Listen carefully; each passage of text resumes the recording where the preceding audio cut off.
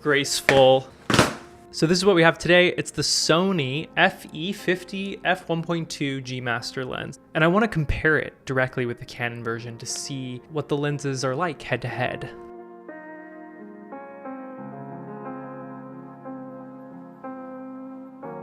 Hey everybody, so B&H were kind enough to send me over this lens, the Sony FE50 1.2. They sent it out a couple weeks ago, gave me a month to test it out. So I've had it for 2 weeks. I've been able to try it on 2 different weddings, and I even took it to an engagement session with our friends Darcy and Nick and compared it head to head with the Canon 50 1.2 RF, which is one of my favorite lenses of all time, as you probably know if you watch this channel. If you didn't get a chance to watch my latest video, the BTS engagement session with Darcy and Nick, go ahead and check out that video. You get a behind the scenes look at a photo session, but you also get to see a direct comparison between the two lenses. So in this video, I want to take a more in-depth look at the results from that session. I'm not really a lens reviewer, but I am someone who is interested in gear. I was really curious about how it compared with the Canon version. So hopefully this video will give you a better sense of that. And then just to further compare, here's the Canon versus the Sony version. They're honestly, you know, the Canon looks like it's much heavier, but I would say it's like slightly heavier. So let's go ahead and look at the photos and we'll just talk about my findings. Okay, so here is my sort of gallery of selects from this photo session. These are our friends and they were sort of modeling for me for this session, but they are engaged and they're getting married next year. So it was a perfect opportunity to do a little engagement session with them and also test the lenses. A couple of key differences. Now, we're not only looking at 2 different lenses, we're also looking at 2 different camera systems. There is some variation, although I think you'll find that across the board, the images are very similar in terms of the quality and the rendering. However, there are also quite drastic differences. So however you want to look at it, glass half full, glass half empty, both are really incredible options. All right, so for this session, I was shooting on the Canon R5 Mark II with the RF 50mm F1.2L, and I was shooting on the Sony A7 R5 with the Sony FE 50mm F1.2 GM. So obviously we're comparing not only 2 different 50mm lenses, we're also comparing 2 completely different camera systems. So there is variation within each camera system, both in terms of the rendering and the color. However, the quality across the board is quite similar. And I think once these are edited, they're pretty indistinguishable. So we're really gonna be diving into the details. We're gonna be pixel peeping a little bit and just looking at the very minute differences that you can spot between these 2 cameras. According to some of you, they're really obvious. For me, I feel like with editing, these files can commingle quite nicely. But anyway, so we'll dive in here. Just for your reference, I've color-coded these so that the Canon files are red and the Sony files are blue. I've also shot all of these photos at identical settings, which we will see in the metadata. And all of these images are completely raw, straight out of camera, aside for one small edit I made to the Sony files. Now, when I took these images, I noticed that even though all of them were captured at the same settings, so the same 3 exposure values, ISO, aperture, and shutter speed were all the same, the Sony files were darker than the Canon files. And let me just show you that. Now, these are the same settings here for these 2 photos, but as you can see, the Sony on the right is half a stop darker than the Canon on the left. So if we open these up here, you can see in the top right corner the settings, which are identical, but you can also see in the photo that the exposure is not the same, and you can also see the histogram changing. So this can be due to a variety of factors within each camera. I've actually increased the exposure by half a stop for all of the Sony files, and that seemed to bring them a little bit more close to the same exposures. They're unedited aside for the small exposure adjustment on the Sony files. Now, one other thing I want to show you, and this is more lens specific, is that the Sony files seem to be slightly wider than the Canon files. So for example, here's a Canon file and here's a Sony file. I was standing in the same place, but as you can see, the Sony is just like a little bit wider than the Canon. If you look down at the bottom of the image, you can really see that here. Canon, Sony, Canon, Sony. So you can see the difference here. These are both 50 millimeters. However, the focal lengths are changing a little bit. Now, the other thing is, this is a good example. Look at the foreground elements, this grass here. So this is the Canon, and I just want to show you the settings. These are both shot at 1.2. So I'm going to show you that here if you look up in the right-hand corner. Now watch the foreground elements here. So this is the Canon, this is the Sony. Canon, Sony. So take a look at this example, and I'm looking specifically at the sort of the grass and the bottom of the frame. So this is Canon, Sony, Canon, Sony. So what I'm noticing is that at 1.2, the Canon has sort of a softer rendering on the out of focus elements, like in the foreground and background, versus the Sony, where these elements appear sharper. So there's sort of less distinction between those elements and the subject. And that's like a really kind of specific thing, but it's something that I noticed. Okay, so now let's get into portraits. So this is kind of an ideal portrait lens, 50mm f1.2 at 1.2. So here are two examples of a sort of like half body portrait at f1.2. Canon, here's the Sony, Canon, Sony.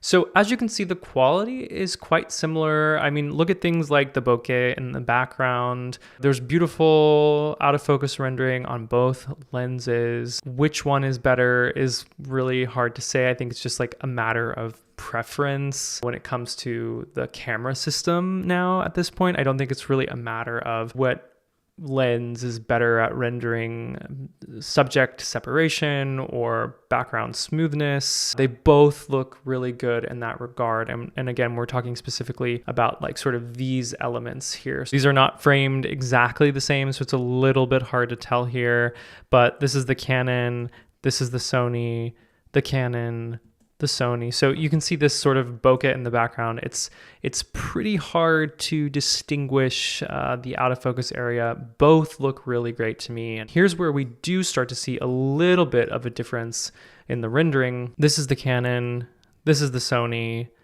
Canon, Sony. So what's interesting about this, and I think this might be the most interesting difference in my opinion, is when you're really zooming in, when you're really looking closely, you can see a difference in the sharpness at f1.2. And the really interesting thing here is that this Canon camera, the R5 Mark II, is a 45 megapixel camera. The Sony camera, the A7R5, is a 60 megapixel camera, so quite a bit higher res than the R5 Mark II. And yet, when you zoom in, the R5 Mark II appears sharper than the Sony file. And this is a result of the lens at 1.2. So the sharpness of the Canon lens, the way that it resolves on the sensor, creates this incredibly crisp result with extreme separation. And that's what some people call this sort of 3D pop of the Canon RF50 1.2, which I totally have experienced. And it's one of the reasons that I love that lens, is it's just beautiful at f1.2 and you get this like pop. And that's what this is, this extreme sharpness and beautiful fall off. And the Sony lens is sort of more muted in a way. So you can see it's definitely not as sharp, right? You don't really have that same 3D pop. It feels a little bit flatter. It feels like the file sort of meshes all together between the focus area and the out of focus area. There's still beautiful fall off, beautiful separation. But if you're looking really closely, it feels like more cohesive when you're looking at the image as a whole versus the Canon where you have this pop. What's better? I don't really know, actually. I think that the Sony lens, because of its quality, feels almost more filmic or vintage because it's not necessarily as perfect in its rendering. It doesn't give you that like amazing 3D pop that the Canon version does. Sorry, I'm saying 3D pop so much, but you get my point. But I did feel like in some of my results that the Sony lens just looked really good at 1.2. Like I was saying, more vintage. It had character. There was a slight, I don't want to say like blur. It was definitely sharp, but not as sharp when compared with the Canon version. And I think I liked that actually about the Sony lens, but I like what the Canon lens offers as well. All right, so this photo was a little bit underexposed on both cameras, so I've just brightened it slightly. That's the only setting I've changed. So let's zoom in here and take a look at the Canon file. This is at 200%, by the way. Actually, before we look at this, I want to show you one more time what I was telling you about before with the out of focus elements. So we can see here, these are both at 1.2. So you can see Darcy's eye is in focus in both of these. So this was the subject and this is the point of focus, is her eye. But look at Nick's shoulder here. So in the Canon lens, you can see the softness here on his shoulder. And when we move to the Sony, you can see it clean up quite a bit. So this is what I was trying to explain earlier when we looked at the grass at the bottom of the image and the sort of foreground elements. Perfect example here, F1.2, we're somewhat close to the couple, so I have a lot of fall off here, but the Canon lens sort of renders the shoulder much softer than the Sony. This is a perfect example of what I was trying to explain earlier. Now we can also see what I was just talking about, the sharpness of both lenses. When we're looking at it at 100% zoom, it's a little bit harder to see. We definitely notice a color shift between the two camera systems, which we'll talk about in a minute. We notice the difference in the focal lengths, with again, the Canon being slightly tighter than the Sony. I'll show you that here. So we're seeing all of these differences in the files, but what I really want to talk about here is to bring us back to the sharpness of the lenses at 1.2 and the 3D pop of the Canon versus the sort of uniformity, I guess, of the Sony lens. I don't know how I want to describe that. So let's zoom in here to 200%, and this will give us a better idea of these two lenses. And now this is where I think that we can really see the differences between these two if we're just cycling from one image to the other. So here's the Canon lens, here is the Sony lens, Canon, Sony. So you can clearly see the difference in sharpness. And what I want you to remember is that this is the Canon, this is a 45 megapixel sensor. This is the Sony, this is a 60 megapixel sensor. And so even though these cameras differ in terms of resolution, to my eye at least, the Canon file appears to be sharper and appears to be higher resolution in some ways because of this sharpness and the pop of this lens. Whether or not you prefer this sharpness or this look, it's gonna come down to both personal preference of what you want your actual files to look like, but also usability and camera systems and which system you're invested in, which system you prefer to use. Both systems offer great results, a good experience for the most part. I think Canon sort of excels in experience over the Sony, of course. It sort of all depends on your preferences and which system you want to shoot with, because as we're seeing with the files here, both are really great options. As we're having a camera comparison, I can't fail to mention the differences between Sony and Canon files just in general.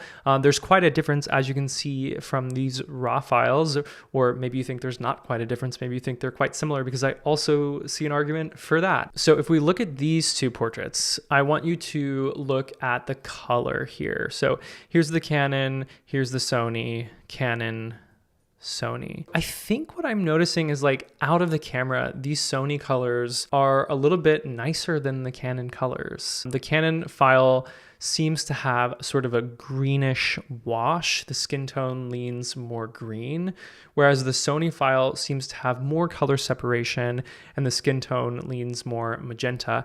And that's pretty true across the board. So if we look at, for example, these two images, we can see that as well. There's a sort of greenish wash to the image, to the Canon image, and there's a more magenta tone and more color separation here on the Sony image. Okay, so that pretty much sums it up for my findings on these two lenses. This is like sort of my version of a lens comparison, is taking both into an environment that I would use these in, sort of like practically, on a session, and figuring out the differences between them just from a point of being curious. I think at this point, pro level fast aperture lenses are all excellent. You can get excellent results from any system. And so I think, as I was mentioning, it all comes down to kind of personal preference and which system you connect more with. But I just wanted to give you sort of my findings based on this session and the two weddings that I've been able to use the Sony lens at.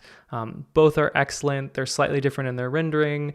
They are slightly different in their sharpness and the overall look of the files. But I think Unless you're really looking for it, you're not going to notice much of a difference. The bigger differences are in the camera system itself, like how you use the camera, the experience of shooting with it, and also in sort of the raw colors that you get out of camera. But of course, editing, you can always bring these closer together. So anyway, I hope you enjoyed this video. Let me know if you have questions or comments about either of these camera systems or lenses. I'd love to hear from you. If you enjoyed this video, please give it a like. If you're new to the channel, consider subscribing. I'd love to see you at the next video. Thank you as always for watching, and I'll see you soon.